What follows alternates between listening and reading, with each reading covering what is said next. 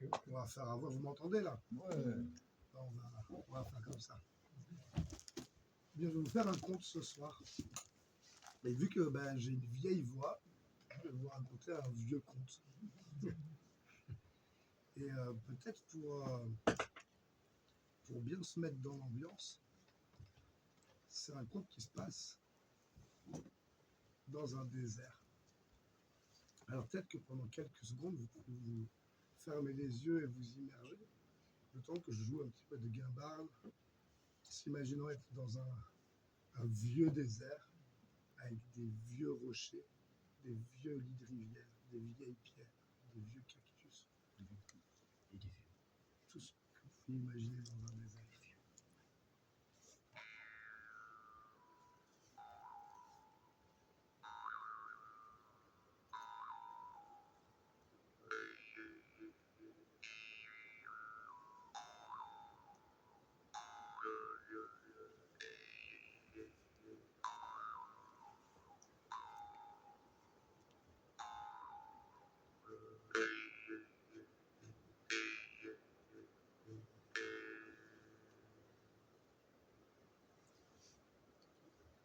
Eh bien, je viens vous raconter l'histoire d'une vieille, une femme très vieille. Pas vieille comme ta mère, pas vieille comme ta grand-mère, pas vieille comme la voisine. Très vieille, très très vieille. Elle avait des vies, c'était toutes des lignes de vie et des lignes de mort. Elle avait des longs doigts, on aurait pu croire des vieilles branches. Elle était tantôt courbée, tantôt toute droite. Elle avait... C'était pas des cheveux, c'était un buisson épineux. Et au milieu de ses orbites, deux vieux yeux noirs, très noirs. Et cette femme, cette vieille femme, elle avait une passion. Sa passion, c'était d'aller chercher, creuser, fouiller, toute la journée, gratter, et elle cherchait des os, partout où elle pouvait. Dans les lits asséchés des rivières, au fin fond des rochers, dans les vieilles forêts, même parfois à l'orée des villes, dans les casses de vieilles voitures, elle cherchait des os de loups, de louves. Et sa passion, c'était vraiment de les prendre, de les ramener pour les mettre dans sa grotte et faire des tas énormes. Parce que cette vieille, elle vit au fin fond de son barranco, là, dans une vieille grotte. Puis, quand elle cherche ces petits os partout, elle les prend et elle les met où? Elle les met dans ses cheveux. Bah! Encore un. Bah! Et elle est super contente et elle les ramasse tous les jours, toute sa vie. Elle passe son temps à faire ça. Et elle adore. Et elle les ramène chez elle. Quand elle rentre dans sa vieille grotte, elle se met comme ça, puis elle fait... Et de ses cheveux, il y a tous ces os qui tombent, et puis elle est trop contente. Après, elle les prend, elle les ramasse, elle fait un tana, elle les prend partout, elle est super contente. Et elle va chez eux,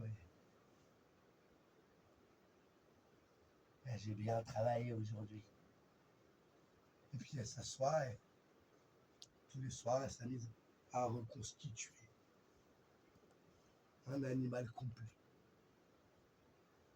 Elle en fait un par-ci, elle les commence. Mais c'est surtout les soirs de la pleine lune. Les soirs de la pleine lune, là, elle n'en peut plus. C'est à ce moment-là qu'il faut que ça fonctionne. Donc là, elle recommence, elle redéplace tout ce qu'elle avait commencé, puis vraiment devant son feu, elle est là, celui-là, elle reconstitue tout, elle fait un petit os, du pouce, une côte flottante, le bassin, et elle met tout sa carcasse comme ça de la bête, et elle la regarde et elle allume son feu à l'entrée de sa grotte, devant la grande pleine lune blanche. Elle prend un peu des vieilles herbes comme ça et pfiou, elle les met dans le feu. Et elle le reconstitue en entier et elle met ses mains au-dessus. C'est comme si ses doigts ils filaient dans la lumière jusqu'à l'orée de la nuit en passant par le feu et elle se met à chanter un chant. Là, c'est un très vieux chant. Très très vieux chant qui sort du fond de ses tripes. Parce que dans ses tripes, eh ben, ça brûle comme le feu devant elle, devant ce très vieux feu. On dirait que c'est une rencontre de vieux, une vieille grotte. Mais depuis toujours, ça existe et ça s'arrêtera jamais. Et elle chante.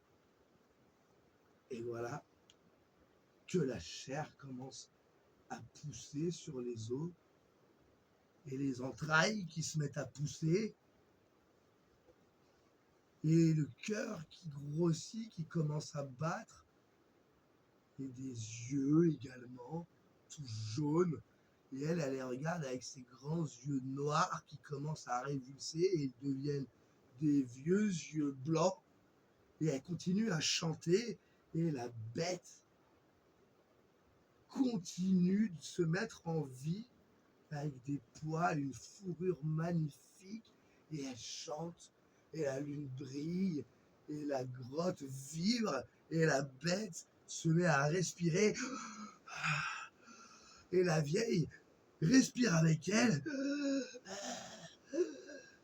et la bête se lève et elle se met debout devant elle, elle se regarde avec leurs deux yeux, les deux yeux jaunes et les deux yeux blancs, comme si les univers se rencontraient et explosaient dans une force cosmique et tellurique.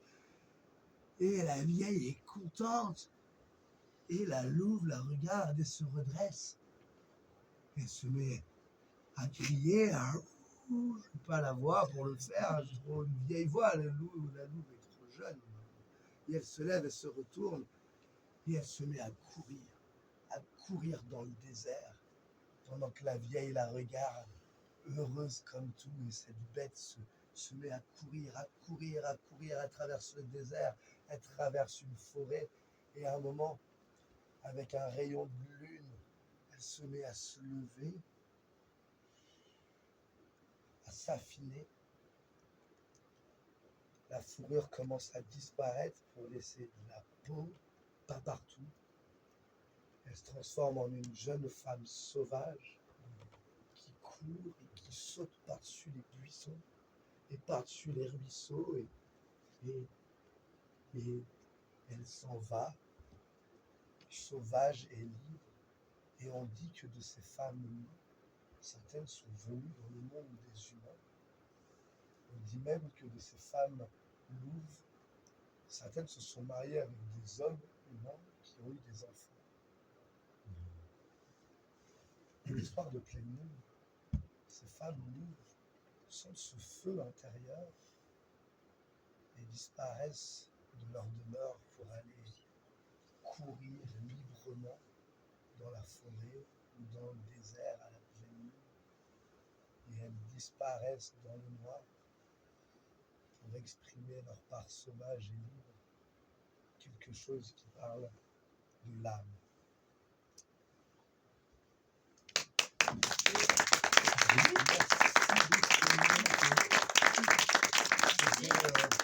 Le conte de la Loba.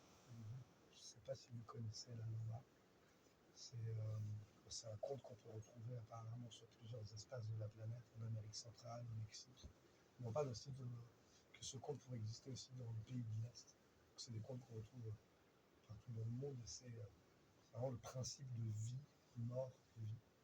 Que cette vieille femme éternelle, elle redonne vie aux choses mortes pour qu'elle vivent. Et dans ce principe de vie mort, il y a aussi ce côté de liberté, ce côté sauvage qu'on a tous en nous qu'elle redonne.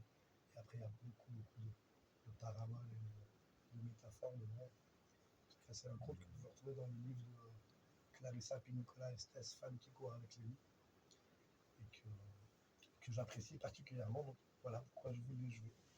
Merci beaucoup. Merci. Avec plaisir.